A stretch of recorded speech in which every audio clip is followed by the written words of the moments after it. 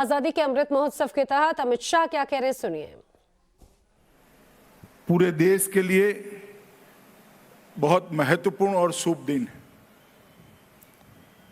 आज हमारे देश के दो महापुरुषों का जयंती दिन है। हमारे राष्ट्रपिता महात्मा गांधी और दूसरे हमारे पूर्व प्रधानमंत्री लाल बहादुर शास्त्री जी। भारत के इतिहास को, 1900 के बाद के इतिहास को अगर ध्यान से देखें तो दोनों महापुरुषों ने अपनी अमिट छाप भारत के इतिहास में छोड़ी है। महात्मा गांधी ने बैरिस्टर होने के बाद अफ्रीका में अपना कामकाज शुरू किया और वहां पर जब उन्होंने देखा कि अंग्रेजी शासन के अंदर अफ्रीका में जो भारतीय थे और अन्य लोग थे उनको दोयम दर्जे का स्थान प्राप्त था, उसके खिलाफ उन्होंने वहां एक जंग शुरू की। सत्याग्रह नाम के शस्त्र का पूरी दुनिया को उन्होंने वहीं पर भेंट दिया। और जब भारत आए,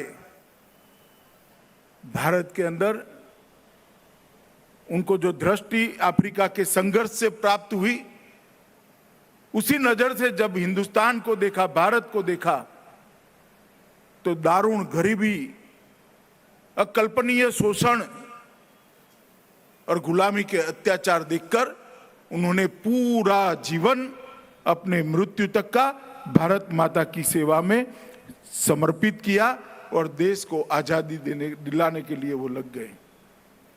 दुनिया भर में उसके पहले कई शासनों से कई देश आजाद हुए होंगे, मगर अपने आप में एक अनूठी आजादी का संग्राम महात्मा गांधी के नेतृत्व में हुआ, जिसमें ना कोई शस्त्र उठाता था, ना कहीं हिंसा होती थी, ना रक्त की एक बूंद जमीन पर गिरती थी। और देखते देखते देखते ये फकीर जैसे आदमी के पीछे 30 करोड़ की आबादी लग गई और अंततोगत्वा 15 अगस्त 1947 को हमें आजादी मिली। वो आजादी के अमृत महोत्सव के साल में आज हम अमृत महोत्सव के कार्यक्रम में एकत्रित हुए हैं।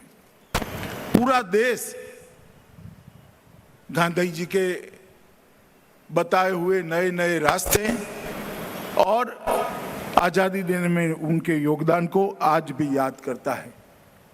उसी प्रकार से लाल बहादुर शास्त्री जी ने न केवल देश की सुरक्षा के सभी आयामों को बदला, 65 की लड़ाई में एक मजबूत जवाब और विजयी युद्ध हमारी सेनाएं शास्त्री जी के नेतृत्व में लड़ी।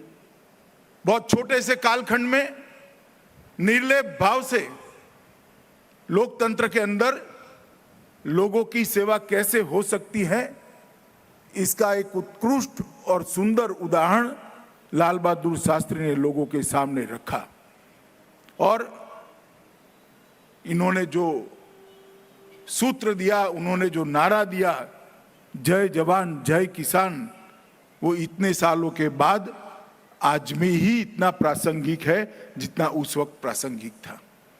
शास्त्री जी ने आजाद भारत के इतिहास में अपनी एक अमिट छाप छोड़ी है और सार्वजनिक जीवन में व्यक्ति ने किस प्रकार से जीना चाहिए, निर्लेप भाव से किस प्रकार से जीना चाहिए, इसका एक उत्कृष्ट उदाहरण आने वाली पीढ़ियों के सामने लाल बहादुर शास्त्री जी ने प्रस्तुत किया है।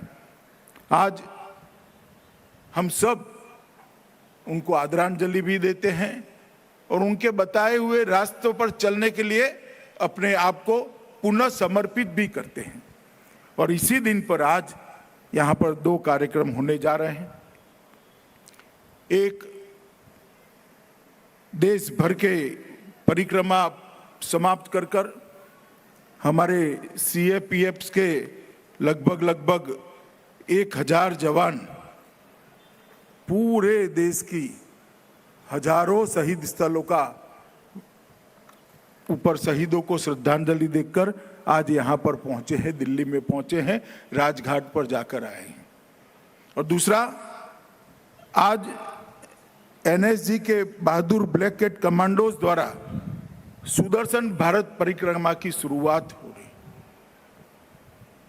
मित्रों, ये जो कार्यक्रम हो रहा है आजादी के अमृत महोत्सव के अंतर्गत हो रहा है और देश के प्रधानमंत्री जी ने दांडी मार्च के दिन आजादी के अमृत महोत्सव की शुरुआत की थी।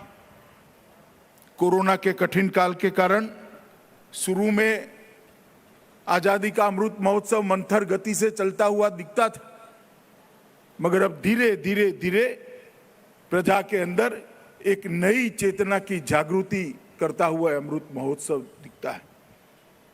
आजादी का अमृत महोत्सव किस लिए है? आजादी का अमृत महोत्सव, उसका उद्देश्य क्या है? मैं आप लोगों के सामने बड़ी सरल भाषा में इसमें रखना चाहता हूं। आजादी के अमृत महोत्सव के 2 प्रमुख उद्देश्य हैं। जब से देश ऊपर विदेशी आक्रमण हुए तब से लेकर सन 57 तक, 1857 की क्रांति तक और 1857 से लेकर 1947 तक, आजादी मिलने के ये 100 साल तक, 90 साल तक कई गुमनाम शहीदों ने इस देश की आजादी के लिए अपना सर्वोच्च बलिदान दिया है।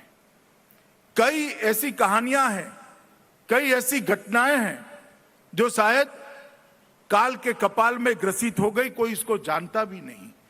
कई ऐसे गुमनाम शहीद होंगे जिन्होंने अपना सर्वस्व दे दिया, मगर आज उनका नाम शहीदों की सूची में भी नहीं होगा। और कई ऐसे शहीद भी थे जो लड़ते लड़ते इतनी बहादुरी से लड़े, जिन्होंने युगों तक देशभक्ति के संस्कार जागृत हो इस प्रकार के इतिहास का सर्जन किया।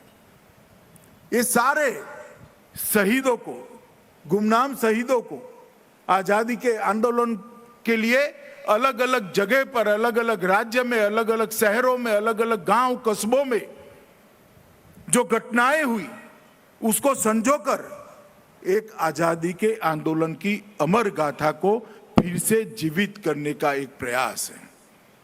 और आजादी के आंदोलन की अमर गाथा को जीवित कर जो नई पीढ़ी है उसमें फिर से एक बार देशभक्ति के जज्बे को जगाना और देशभक्ति के जज्बे को जगाकर इसको देश के विकास के साथ जोड़ना।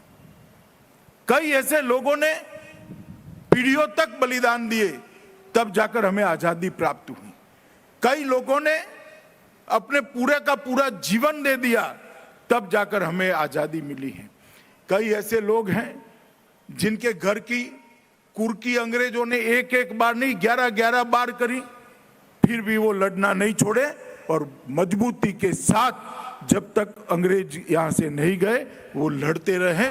देश के हर युवा के मन में, एक बच्चे के मन में जागरूक करना और उसको देश के विकास के लिए, देश के आने वाले दिनों के लिए, देश के विकास में जोड़ने के लिए प्रेरणा देना। मैं आज इस मकाम से, इस मंच से देश के सभी युवाओं को कहना चाहता हूं कि हम सब का जन्म तो आजादी मिलने के बाद हुआ। हो सकता है शायद देश के लिए मरने का सौभाग्य हम किसी के भाग्य में न हो, मगर देश के लिए जीना ये हमारे हाथ में है।